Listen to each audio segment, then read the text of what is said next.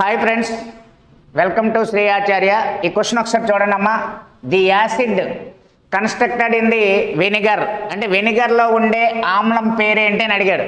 So vinegar అనేది మనకి ఈ పికిల్స్ వీటిని తయారు చేయడానికి, అలాగే వీకెస్ట్ యాసిడ్ బలహీనమైన ఆమ్లంగా చెప్తారు.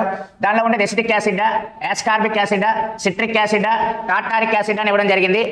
సో ఎసిటిక్ యాసిడ్ అనేది వెనిగర్లో ఉండే యాసిడ్గా మనం చెప్తూ ఉంటాము. దీని ఫార్ములా CH3COOH. అలాగే యాస్కార్బిక్ యాసిడ్ అనేది ఆమ్ల అంటే ఉసిరిలో ఉండడం జరిగింది. విటమిన్ సి ఎక్కువగా ఉండే యాసిడ్ యాస్కార్బిక్ యాసిడ్. సో రోజుకు మనం ఒక ఉసిరికాయ తీసుకుంటే మనకి క్యాన్సర్ వచ్చే అవకాశాలు తక్కువగా ఉంటాయి. అలాగే సిట్రిక్ యాసిడ్ అనేది సిట్రస్ ఫ్రూట్స్ నిమ్మ జాతిలో ఉండడం జరుగుతుంది. టార్టారిక్ యాసిడ్ అనేది టామరండ్ చింతపండులో ఉండడం జరుగుతుంది.